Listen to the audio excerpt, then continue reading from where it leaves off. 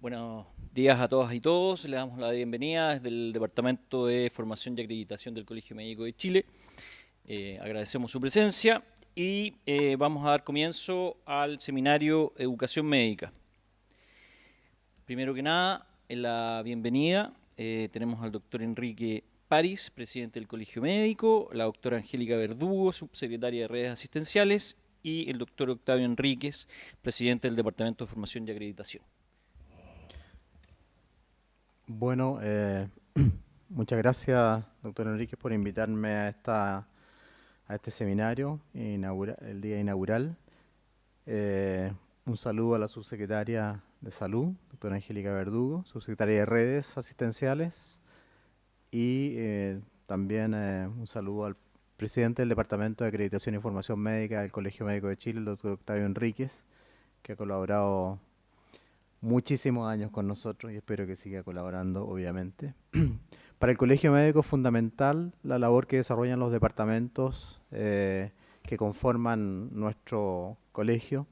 y que son, como yo digo muchas veces, la fuente que nos otorga conocimiento, que nos prepara documentos, que delinea en cierta forma el trabajo del colegio y nos permite obviamente tener opinión ante la opinión pública, ante las autoridades, ante las universidades. El Departamento de Acreditación e Información Médica justamente ha sido uno de los que ha persistido en el tiempo con mayor actividad, con un trabajo muy fecundo, muy participativo. Ayer yo estaba en Diego Almagro bajando un camión con medicamentos y elementos para el hospital de Diego Almagro y vi el listado de inscritos que habían y me alegré mucho porque a esa hora habían 84 inscritos, cosa que es bastante positivo. Me imagino que va a llegar más gente, sobre todo el sábado sé que va a venir mucha gente. Para nosotros como colegio médico, la presencia del colegio en todo lo que tiene que ver en formación y acreditación médica es fundamental. Así que este seminario, que además es un mandato de la asamblea del colegio médico, espero que se realice y que se desarrolle con el mayor de los éxitos. Nosotros queremos escuchar opiniones, queremos escuchar a todos los actores relevantes para que lo que surja de aquí sirva como guía, como una línea de trabajo justamente del colegio médico y en nuestra interlocución con las facultades de medicina y con el Ministerio de Salud. Aprovecho de saludar también a las decanas y decanos de medicina que están presentes y le agradezco su presencia, al presidente del Fondo de Solidaridad Gremial, al presidente del Regional Antofagasta, al presidente de los médicos jubilados, me está llamando Juan Enríquez, y espero que, repito una vez más, esto se desarrolle con el mayor de los éxitos. Y le agradezco mucho a la subsecretaria de Redes por su presencia aquí y aprovecho de destacar también que hemos tenido un trabajo colaborativo con la Subsecretaría de Redes en forma permanente y también muy beneficioso. Muchas gracias a todos y espero que sea un éxito.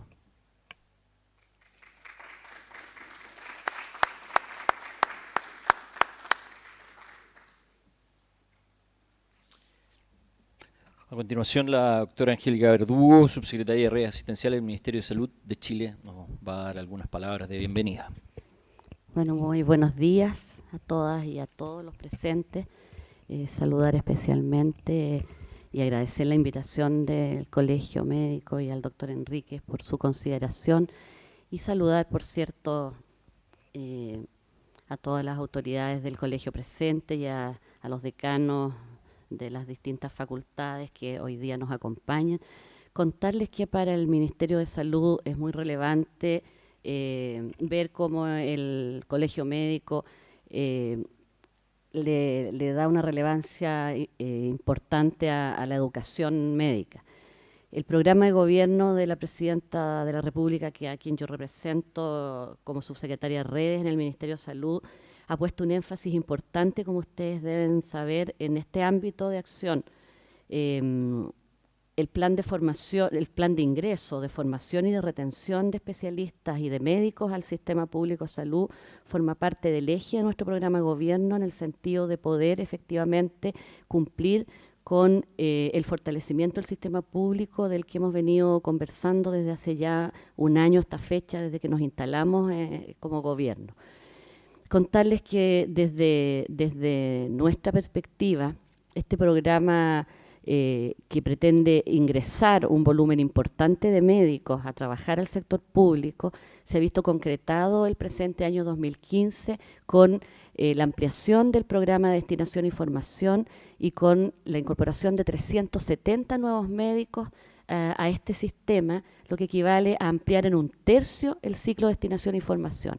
Al final de nuestro periodo de gobierno vamos a duplicar la cantidad de médicos incorporados a través del ciclo de destinación y formación al sistema público de salud. Y esto beneficia fundamentalmente, a propósito del ciclo, a la atención primaria de salud, donde nuestro diagnóstico preliminar como Ministerio de Salud es que en este nivel de atención tenemos un déficit de 1.100 médicos. Si es que tomamos el estándar que aplica el propio Ministerio de Salud de 3 médicos por 10.000 habitantes. Hay distintos estudios, hay gente que plantea otros estándares, pero si solo tomamos ese estándar, tenemos un déficit de 1.100 médicos. Si nosotros multiplicamos los 370 nuevos cupos por los 3 años de gobierno que nos quedan, vamos a superar esta brecha en este periodo de 3 años. Esto es importante señalarlo y destacarlo aquí, porque este ciclo de destinación y formación, que pone un énfasis en las comunas urbanas más vulnerables de todo el país, y son 90 las comunas que se van a ver beneficiadas con este programa, es inédito en el país. Veníamos ya hace más de 60 años trabajando con un ciclo de destinación ex médicos generales de zona que beneficiaba fundamentalmente a las comunas rurales en el país. Sin embargo, en nuestro diagnóstico nos dimos cuenta de que las comunas urbanas tienen efectivamente un déficit muy relevante de médicos a nivel de la atención primaria, y con este programa, que va a incorporar 300 médicos anuales a las zonas urbanas y más de 90 a las rurales, vamos a lograr cerrar la brecha señalada en este periodo de gobierno. Y este es un programa que viene a quedarse, porque cada año van a ingresar 370 nuevos médicos a trabajar a través de este ciclo, y los recursos que se han incorporado en este programa son recursos impresionantes, más de 80.000 millones de pesos destinados a esta posibilidad de ingreso. Pero sin embargo, tenemos ciertos otros déficits en el sector, como es efectivamente la formación de especialistas y la retención de los especialistas en el sistema público, y permítanme algunos segundos para referirme también a esto que nos parece central cuando queremos debatir sobre educación médica y las condiciones, por cierto, del trabajo médico en Chile hoy día en el sistema público, que es el énfasis en donde nosotros hemos puesto nuestro interés. En el ámbito de la formación de especialistas también venimos desarrollando un trabajo importante en el año que ha transcurrido de este gobierno, y les podemos decir hoy día que, además de lo que yo ya he señalado de este ingreso masivo de médicos a la atención primaria, hemos logrado en un trabajo mancomunado con las universidades, con las sociedades científicas, por cierto, con el colegio, y con los distintos actores involucrados, conseguir 1.000 nuevas plazas para formar médicos especialistas a partir del año 2015. Fíjense que en el último concurso que se abrió en el Sistema Nacional de Servicios de Salud, el 80% de los egresados de las facultades de medicina postularon a este concurso. Y esto también es una cifra que a nosotros nos tiene sorprendidos. Más de 1.400 médicos, Pepe, teníamos en el llamado Viva Voz a fines del año pasado, y logramos efectivamente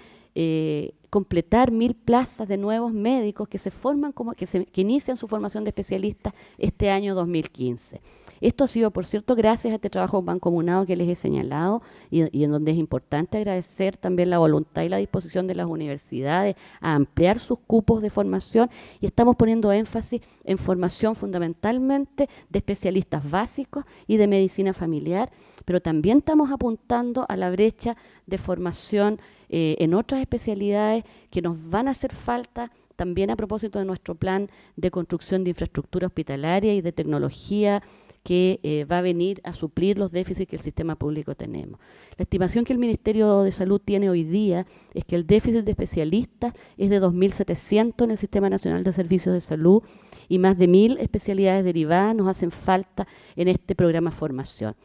A finales de nuestro programa de gobierno, 4.000 médicos se van a formar como especialistas en el país gracias a esta ampliación de cupo y ampliación de recursos que el gobierno ha puesto a disposición nuestra como ministerio para poder cumplir con este plan.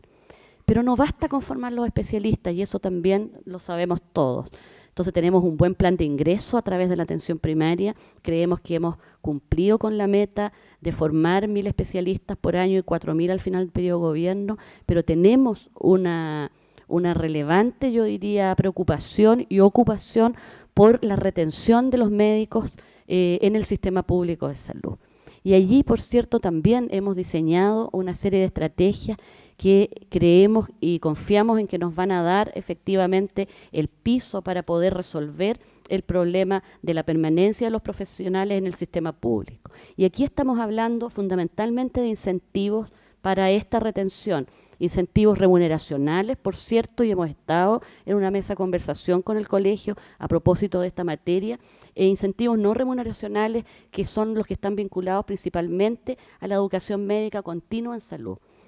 Esta agenda de educación médica continua tiene que hacer viable lo que nosotros hemos definido como un programa nacional de educación continua de competencias para los médicos, estimulando la permanencia de los profesionales, y también estamos instalando, como ustedes deben saber, un sistema de telemedicina que nos va a permitir llegar y favorecer la formación de los profesionales jóvenes en aquellos lugares donde no podemos llegar en forma presencial a fortalecer estos sistemas de educación continua. Ahora, yo quiero decirles para terminar que nosotros concordamos con la posición del colegio en que se requiere cambios en la estructura y en el monto de las remuneraciones médicas, además de una carrera profesional que incentive la evaluación periódica de las competencias laborales y el desarrollo de lo que hemos denominado la vida médica en el sistema público. Que valore, por cierto, el desempeño asistencial, la educación continua, la función docente, la investigación aplicada, como también la posibilidad que hemos conversado de movilizar las jornadas para fortalecer la capacidad resolutiva, el acceso a la atención de especialistas y de médicos en general, y la calidad de atención en la red asistencial, que son las preocupaciones fundamentales del Ministerio de Salud hoy día. Quiero decirles que estamos empeñados, por no decir empecinados, en fortalecer el sistema público de salud, y en este fortalecimiento del sistema público, el ingreso, la formación y la retención de médicos para este sistema público forma parte del eje esencial de la política de gobierno en salud. Yo lo que quiero hacer es continuar invitándolas e invitándolos a formar parte de este enorme desafío que es el fortalecimiento del sistema público con la presencia de más y mejores médicos en este sistema para mejor brindar salud para todas y todos los habitantes de nuestro país, que es lo que a nosotros nos convoca. Yo quiero finalizar hoy día agradeciendo, por cierto, la invitación, pero fundamentalmente agradeciendo la colaboración y el trabajo solidario que el Colegio Médico ha dirigido en términos de la colaboración en las zonas afectadas por el desastre en la zona norte del país. Lo quiero decir de corazón. Esto no es una reflexión. A mí me ha emocionado ver la convocatoria que el colegio ha tenido, la presencia del colegio en la zona afectada, el trabajo. El doctor viene llegando de Diego Almagro, nos contaba, con dolor de espalda de todo el trabajo que ha hecho. Entonces, yo de verdad que siento que aquí había un trabajo colaborativo muy relevante, no solo, por cierto, con la catástrofe, hemos estado trabajando en hartos ámbitos que nos preocupan, pero es importante en los momentos de crisis, como ha sido el desastre del norte, sentir de que tenemos una mano amiga y una colaboración con el colegio que nos ha permitido llevar especialistas a la zona y tener también, por cierto, esa visión de solidaridad que la gente que está sufriendo necesita. Así que yo reitero mis agradecimientos y reitero el compromiso del gobierno de seguir trabajando en una línea que requiere el fortalecimiento del sistema, y para eso la presencia de más y mejores médicos cada vez en los establecimientos públicos del país. Muchas gracias. Agradecemos a la doctora Verdugo y a manera de introducción el doctor Octavio Enríquez, presidente del Departamento de Formación de Acreditación del Colegio Médico, nos va a dar sus palabras. Bueno, creo que este seminario ha despertado mucho interés, Quiero saludar también al doctor José Concha, ex colaborador del Colegio Médico, que nos fue robado por el Ministerio de Salud. Y quiero saludar a los presidentes de las agrupaciones, porque está de las agrupaciones jóvenes, empezando por Inés Guerrero, la doctora Natalia Enríquez, Inés Guerrero, presidenta de la agrupación de médicos de atención primaria, Natalia Enríquez, presidenta de la agrupación de médicos residentes, y el doctor Cayupi Felipe, presidente de los médicos generales de zona, que están presentes también en este seminario. Creo que es muy importante la presencia de los médicos jóvenes y el colegio obviamente que quiere acogerlos. Veo también que ha llegado gente de Valparaíso, el doctor Hugo Reyes, consejero general, y espero, como ya dije antes, que sea un éxito, Octavio, este seminario. Gracias, Enrique. Bueno, yo no quisiera extenderme, pero en primer lugar agradecer las palabras de la doctora Verdugo, nuestra subsecretaria de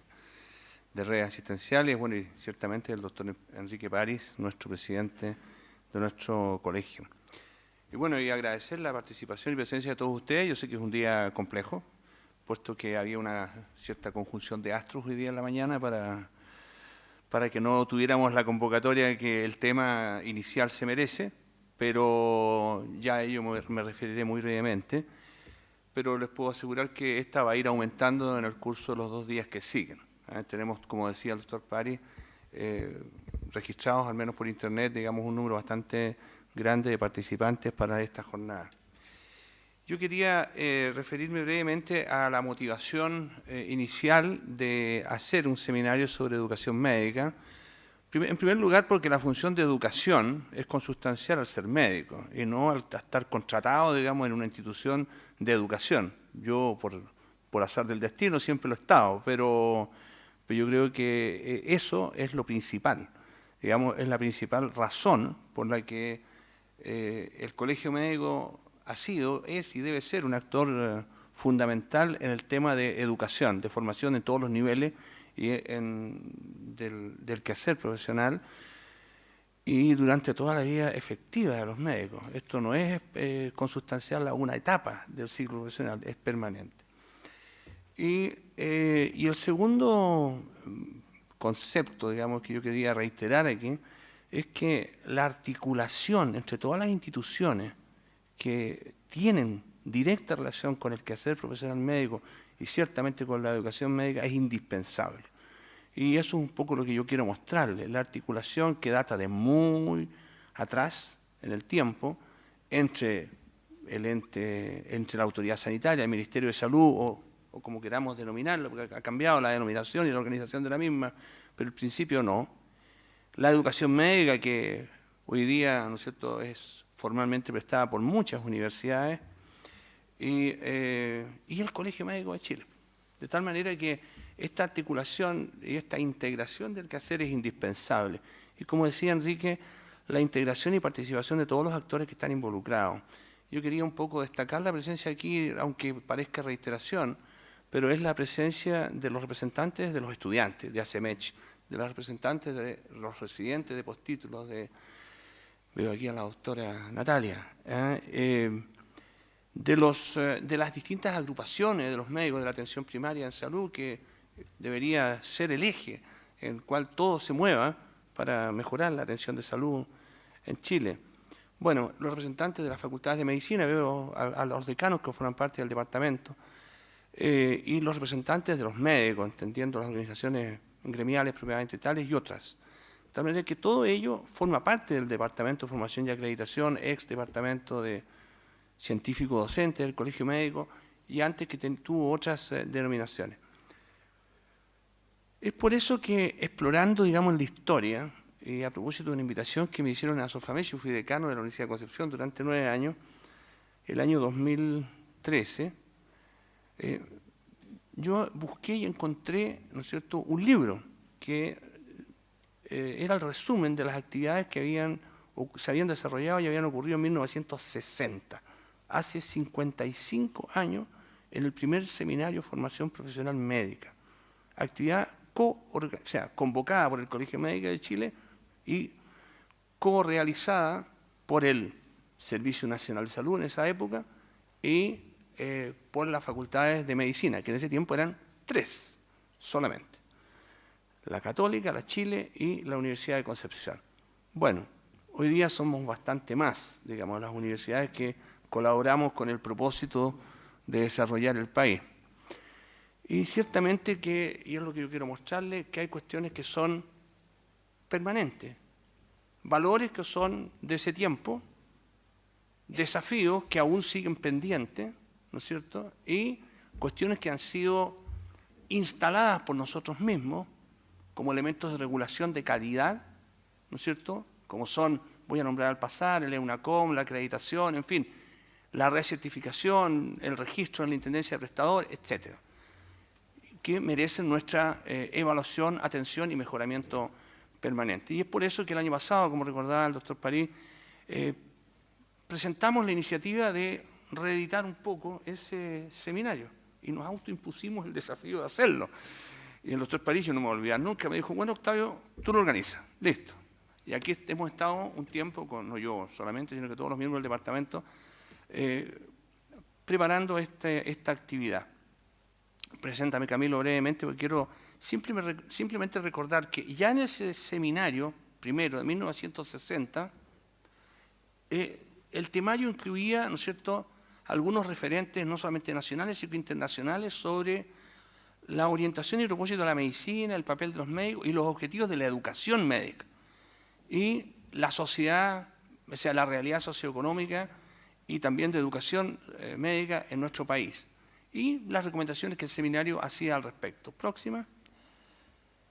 En ese tiempo, tal como yo les señalé, ¿no es cierto?, participaron el Colegio Médico, el Servicio Nacional de Salud, las universidades existentes hasta ese tiempo y algunos organismos internacionales como el Centro Latinoamericano de Demografía de la Universidad de Chile y otras organizaciones. Y fíjense los nombres, ¿eh? Yo quisiera que nos detuviéramos un poco con el debido respeto a las diferencias que se han marcado ideológicamente en el tiempo, digamos, pero la mesa directiva en ese tiempo, en esa oportunidad, del seminario, fue dirigida por el profesor doctor Hernán de Sanchi, quien a la sazón era decano de la Facultad de Medicina de la Universidad de Chile. El vicepresidente del seminario fue el doctor Salvador Allende, presidente a la sazón del Departamento de Salud Pública del Colegio Médico de Chile, y el doctor Gustavo Frique era el director general del Servicio Nacional de Salud, y el doctor Adrián Perry las oficiaba de presidente subrogante del Colegio Médico de Chile en esa época. Próximo. Y ahí se entregaron, no lo voy a leer entero, pero simplemente para decir que el concepto de educación médica que se planteó en esa oportunidad sigue plenamente vigente. La concepción integrada, ¿no es cierto?, de la educación médica dice ahí una verdadera idea de su complejidad, de sus desafíos, y señala las responsabilidades que para todas las instituciones médicas se derivan de ello. Quiero insistir en este punto. Esto no es responsabilidad solo de las universidades. Próximo. Y se plantearon también los objetivos de la enseñanza de los estudiantes de medicina, es decir, la formación de un profesional indiferenciado, básico, como objetivo principal de la formación de pregrado. Ya se señaló hace 55 años atrás y creo que sobre ello no ha habido mayor cambio. Uno puede discutir que la duración, que los contenidos, que la metodología, todo eso va a salir, espero, en este seminario, pero el concepto no ha cambiado. Próxima. Y también ya se señalaba en esa oportunidad la importancia que nos ha recordado la doctora Verdugo de lo que era la formación de postítulo de los especialistas y la necesaria vinculación que había que tener entre el pregrado y el postítulo. Ciertamente, y la importancia que tenía para el país dotar de las competencias necesarias a esos especialistas de postítulo. También se planteaba la necesidad, en ese tiempo era mucho más fuerte que hoy día, ¿no es cierto?, de poder llegar a las zonas más alejadas, a las zonas más rurales, con este tipo de capacitación permanente. Ahí se derivaron una serie de iniciativas que se plasmaron después, ¿no es cierto?, en el ciclo de destinación, en los medios generales de zona, en los becas de retorno, en fin, y otras iniciativas que eran muy pertinentes para la época, y que hoy día se han producido cambios al respecto, pero que hoy día estamos más preocupados, ¿no es cierto?, de poder dotar de todas estas competencias a los médicos que trabajan en las regiones urbanas y suburbanas y hemos redefinido, ¿no es cierto?, la atención primaria como el eje en salud, como el eje principal del quehacer profesional y, por lo tanto, educacional próximo. Y se solicitó, por lo tanto, como uno de los acuerdos de este seminario, que se conformase una organización que articulara los esfuerzos de estas tres instituciones. O sea, fue la primera intención de crear y de ratificar la Comisión Nacional Docente Asistencial, organismo que ha tenido una vida, digamos, oscilante, por así decirlo, ¿no es cierto?, y que es más que necesaria e indispensable darle fortalecimiento y continuidad en su quehacer. Y fue el primer germen, y de ahí se deriva, digamos, lo que presentamos en el 2013, de la creación de la Asociación de Facultades de Medicina de Chile, lo que se vino finalmente a concretar 2 años después, junto con la convocatoria de la Federación Panamericana en Viña del Mar, Chile. De tal manera que yo quisiera, con este breve resumen histórico, que nos recuerda que algunas cuestiones son las mismas que se discutieron hace 55 años y que siguen pendientes, algunas, otras han sido superadas y otros desafíos, como dije hace un rato, son nuevos. Y ciertamente esa es la oportunidad que esperamos se dé en esta ocasión con la participación de todos ustedes. Y muchas gracias por sus palabras y por la asistencia y participación de todos ustedes.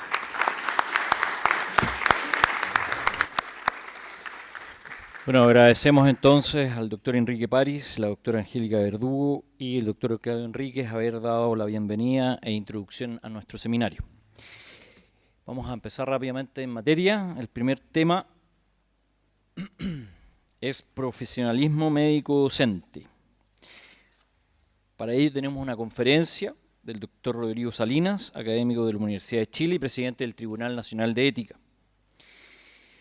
para pasar posteriormente a una mesa de redonda que va a estar integrada por el doctor Claudio Flores, decano de la Facultad de Medicina de la Universidad Austral,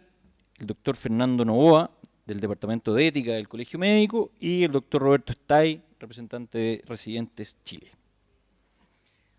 Buenos días. Agradezco en primer lugar la invitación que me ha realizado el departamento organizador de esta jornada del Colegio Médico y en particular a mi distinguido amigo el doctor Octavio Enríquez, quien tuvo la gentileza de delegar en mí esta responsabilidad. Y me pidió que me refiriera a la relación entre el profesionalismo y la docencia y que la abordara desde distintas perspectivas como para motivar justamente la discusión. De manera que muchas de las cosas que voy a decir, que pueden sonar algo polémicas, no es porque eso esté en mi naturaleza, sino que fue porque el doctor Enrique me pidió que provocara alguna discusión en la mesa redonda que aquí hicimos. En Chile, hoy, nadie cree en nadie, ni en nada. Escuché decir en la radio ayer a un conocido comentarista de la actualidad: la cultura de la sospecha nos ha invadido con sus costos asociados, como se hacía notar en un diario de circulación nacional el fin de semana recién pasado. La desconfianza prevalente, sin embargo, no nace con Penta ni con Sokimich. La Liga de los Países Ricos, a la que orgullosamente pertenecemos, solo Dios sabe por qué, ya había reparado en esta particularidad criolla. En un esfuerzo por identificar los factores de cohesión social presentes en los países miembros de la organización, de la OCDE, esta tabuló la proporción de la población que en cada país señalaba confiar en su prójimo. La expresión más pobre de este índice se encontraba, créanlo o no, en Chile, el año 2011, el último en que se midió esta característica. Solo un 13% de los chilenos, al fondo de la tabla, como Barnechea, solo un 13% de los chilenos encuestados señalaba tener un alto índice de confianza en el prójimo. En el polo opuesto, en la cumbre, donde se ubica la Universidad de Chile, o se ubicaba, por sobre el 80% señalaba tener ese tipo de confianza. No creo temerario aventurar que si esta encuesta se repitiese en nuestro país el día de hoy, el porcentaje con dificultad alcanzaría la decena. ¿A qué viene este prolegómeno? Alguien podrá preguntarse, más que a aprovecharse de una infeliz coyuntura que atraviesa nuestro país para captar la atención de la audiencia. Pues bien, aunque parezca obvio, por evidente, en ocasiones deja de ser reconocido que la confianza es central en la relación médico-paciente y más globalmente en la confianza que la sociedad deposita en sus instituciones de salud. Si se erosiona esta confianza, se horadan los cimientos de esta relación. Y si no reconocemos en el profesionalismo la amalgama que da solidez a este basamento, perderemos de vista el bien que debemos cautelar desde las distintas posiciones que ocupamos, sea esta la del clínico tratante, la del administrador de una institución sanitaria o la del docente de una facultad de ciencias de la salud. Es esencial para el paciente sufriente, particularmente cuando se encuentra enfermo y dependiente, creer, es decir, confiar en que sus médicos actuarán como sus agentes y representarán sus intereses de modo cabal, con B larga. Confianza, en resumen, que se explica por el carácter sagrado que el bienestar del paciente tiene en tanto interés primario por sobre cualquier otro interés secundario que pudiera competir en la decisión del profesional de la salud. Existe, en palabras del profesor Richard Cruz de McGill University, un contrato entre la sociedad y la medicina cuya bisagra es el profesionalismo. Contrato que no se encuentra escrito en notaría alguna y que como consecuencia necesaria de este carácter consuetudinario lleva a que se adhiera a este principio por parte de los médicos de modo implícito más que explícito. Lo implícito, sin embargo, corre el riesgo de ser comprendido de modo diverso, de acuerdo a la historia vital y a la formación de quien lo incorpora, hasta hacerse en ocasiones lo suficientemente diferente de las distintas interpretaciones como para dudar si las acepciones ubicadas en los distintos extremos conceptuales están describiendo el mismo objeto. Un sano ejercicio, por consiguiente, antes de definir la relación entre este profesionalismo distintivo de nuestro oficio y las actividades docentes, es esbozar una definición del concepto profesionalismo que permita dar un hilo a esta presentación. El diccionario de la Real Academia de la Lengua Española, a cuyo inicial examen estamos obligados al discutir cualquier significado, no es en realidad de gran ayuda. Define profesionalismo en su 22ª edición, disponible online, como el, comillas, cultivo o utilización de ciertas disciplinas, artes o deportes como medio de lucro. No escapará al informado auditorio que una definición como esta no captará adhesión alguna en nuestra población, en medio de los escándalos que inundan hoy nuestros medios y en los cuales el afán de lucro es protagonista central. Acudir por ayuda al Oxford English Dictionary resulta ser solo de parcial asistencia. En su edición de 2007 define profesionalismo como la conducta, carácter o calidad de profesional usado habitualmente para referirse a, comillas, las competencias o destrezas que se esperan de un profesional, acercándonos a aquello que intuitivamente pudiéramos pensar que la sociedad espera de una determinada profesión. Su segunda acepción nos entrega mayores luces respecto al modo como la Real Academia recoge el concepto de profesionalismo, ligándolo con el lucro, aunque de un modo más velado, muy inglés. Corresponde al profesionalismo, según esta acepción, la práctica o estatus de un profesional que lo distingue de un amateur. ¿Será acaso lo distintivo de un profesional simplemente que vive y lucra de un oficio que el amateur simplemente practica? La revisión del significado de la expresión profesión en el diccionario de la Real Academia parece abundar en esta comprensión, al definirla como, comillas, empleo, facultad u oficio que alguien ejerce y por el que percibe una retribución. Igual cinismo exhibe el Oxford English Dictionary al definir profesional en su primera acepción relacionada con esta expresión como una ocupación que distingue a aquella persona que se dedica a una actividad por dinero como un medio de ganarse la vida más que como pasatiempo, en contraste con el amateur. Es evidente, pues, que la recta comprensión de aquello que quienes ejercemos el arte entendemos como profesión, no la encontraremos en los textos que recopilan el saber común, como diccionarios y textos de divulgación, sino que en la literatura especializada y en el producto de grupos de reflexión colectiva, como los colegios y organizaciones profesionales, que junto con el desarrollo moderno de la medicina han buscado darle un sentido al ejercicio de nuestra profesión que vaya más allá del simple ordenamiento de un medio de ganarse la vida, distinguido simplemente por un entrenamiento prolongado y la posesión de una calificación formal, como el ya citado diccionario oxoniense reza. Algunos elementos pueden servir para caracterizar, sin embargo, el etos profesional, en un intento de definirlo a partir de sus singularidades, particularmente en el ejercicio de la medicina. En primer lugar, las profesiones son depositarias de un conocimiento altamente especializado, que no es comprendido fácilmente por el ciudadano promedio,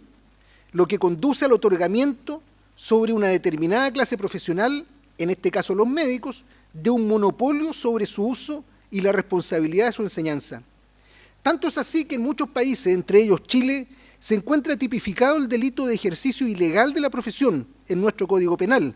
asignando penas que pueden llegar incluso a la privación de la libertad del infractor.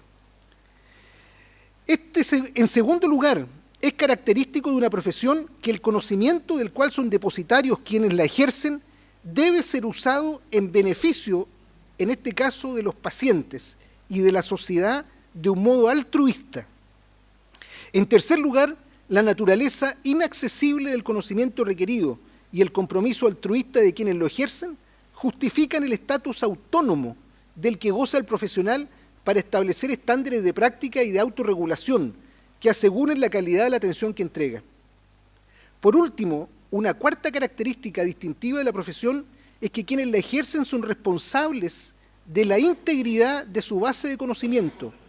de su expansión a través de la investigación y la mantención de los más altos estándares de práctica. Los colegios y asociaciones profesionales son los responsables de establecer y resguardar estos objetivos comunes, a la vez que en ellos se deposita la obligación de disciplinar el desempeño incompetente o poco profesional. En un señero trabajo del Consejo Certificador de Especialidades de los Estados Unidos, de la Sociedad de Medicina Interna y del Colegio Médico de ese mismo país, junto a la Federación Europea de Medicina Interna, se propuso la consideración de la comunidad médica internacional en una publicación simultánea en el Lancet y en los Annals of Internal Medicine en el año 2002, lo que ellos llamaron un estatuto, charter, fue la expresión en inglés, del profesionalismo médico para el nuevo milenio. En esta carta constitutiva propuesta por las federaciones, junto con reconocer al profesionalismo como el basamento del contrato que la medicina establece con la sociedad, se propone 3 principios fundantes que sirven para definir las responsabilidades que las partes adquieren en este contrato virtual. Estos principios fundamentales son, en primer lugar, el de la primacía de los intereses del paciente por sobre cualquier otro interés. Este principio surge del carácter altruista de la profesión y debe sobreponerse, señalan, a las fuerzas del mercado, las presiones de la sociedad y las exigencias administrativas que impongan arbitrariamente los sistemas de salud. El segundo principio es el de la autonomía del paciente,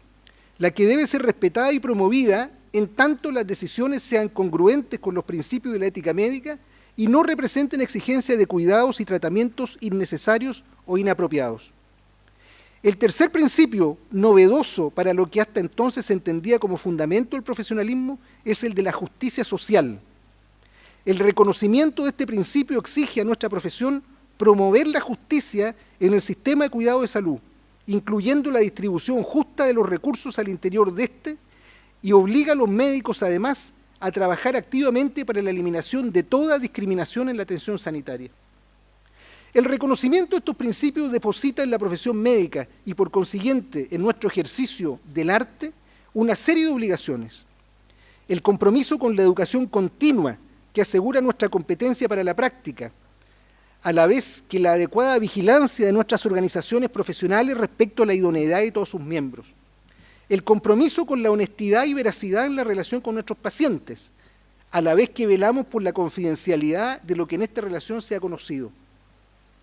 El compromiso con la mejoría continua de la calidad de los cuidados de salud que entregamos, con esfuerzos organizados que permitan minimizar la ocurrencia de errores, mejorar la seguridad de nuestros pacientes y eliminar el sobreuso de recursos.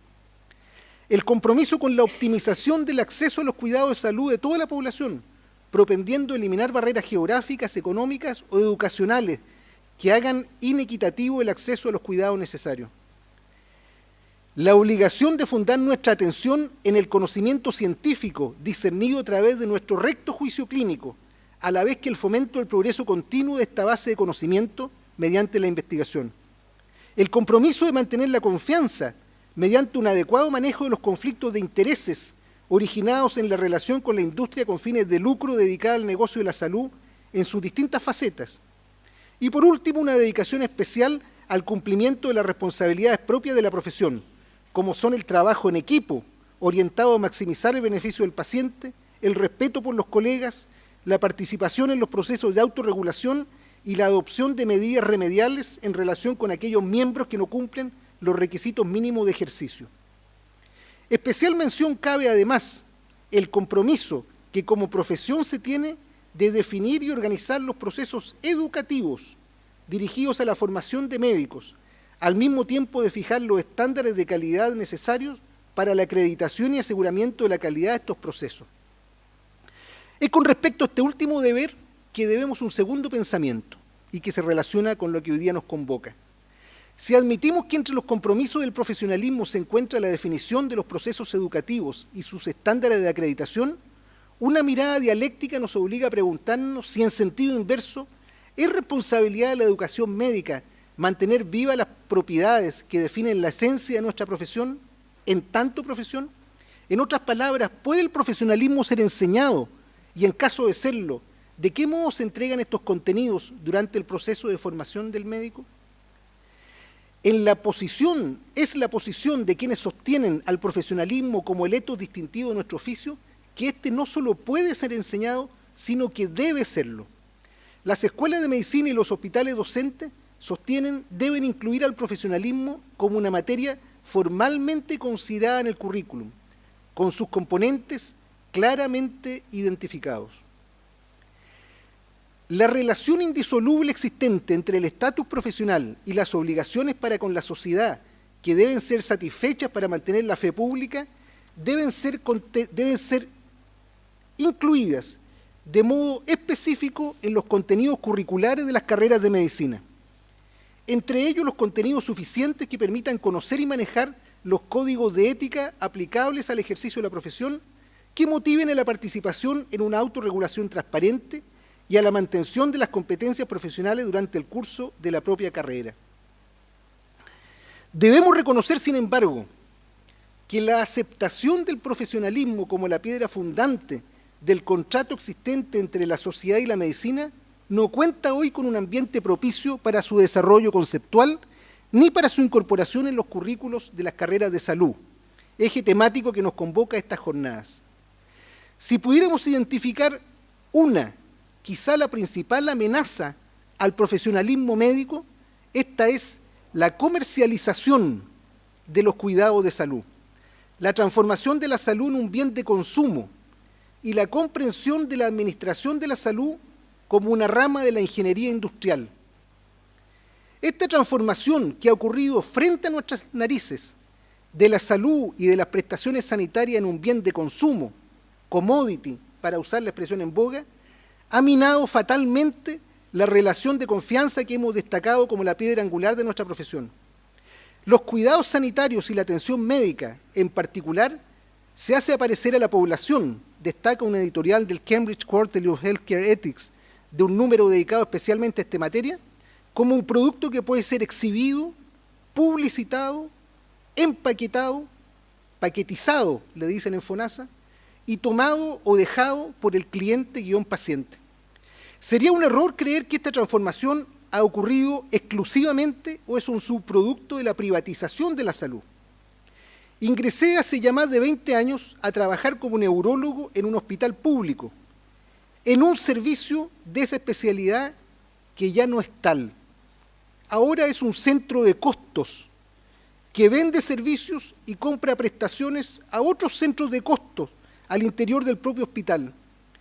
Las acciones médicas ahora son, comillas, especies valoradas, como eran las estampillas cuando yo era niño, que se transan en un mercado interno. Los pacientes ya no tienen número de ficha, tienen cuenta corriente, que debe ser incorporada junto a un código de barras en cada orden de examen que sea solicitada. Los pacientes ahora son usuarios o clientes, sustituyendo un término embebido en el etos de nuestra profesión a partir de razones que solo se explican por una pobre comprensión de la etimología de la expresión. En palabras de otro autor, se ha tratado la administración de la salud como si se tratara de una fábrica de botellas.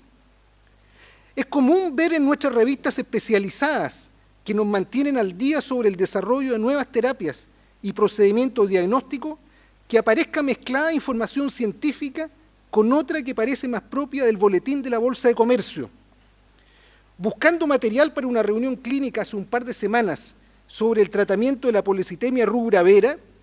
me encontraba con la siguiente información en un artículo publicado en una revista de la prestigiosa editorial Nature. En él, bajo el título Mercado para la mielofibrosis, se trataba a esta enfermedad como una oportunidad de negocio. Se comunicaba el desarrollo de un fármaco con, comillas, gran oportunidad de crecimiento, cuyo costo excedería los $80.000 anuales y cuyos volúmenes de venta mundiales alcanzarían el $1 billón el año 2015. Es imposible calcular el daño, quizás irreversible, diría un pesimista, que la transformación de la medicina en una actividad comercial ha hecho a nuestra profesión. El profesionalismo médico, dice el profesor Arnold Relman en un editorial del Journal of the American Medical Association, no puede sobrevivir en el mercado de la salud, como hoy se expresa. La privatización creciente de la provisión de cuidados sanitarios y la transformación de los establecimientos públicos en industrias prestadoras de servicios no solo llevará a la bancarrota a cualquier presupuesto, sino que orada y disuelve los preceptos morales que históricamente han definido la profesión médica, dice Relman. Ayer, en Radio Cooperativa, la periodista Cecilia Rovaretti entrevistaba a un distinguido economista de la salud, a quien interrogaba sobre los elevados precios de los medicamentos y de las prestaciones sanitarias en nuestro país. Comillas, el mercado no son los pacientes, son los médicos, sentenciaba el entrevistado ayer. Repensar la educación médica, su relación con el Estado y con la sociedad, a la que nos llama el seminario que hoy inauguramos, nos obliga a repensar el modo de cómo recuperar los principios del profesionalismo y la confianza fundante del contrato social entre la medicina, los médicos y nuestros pacientes. Muchas gracias.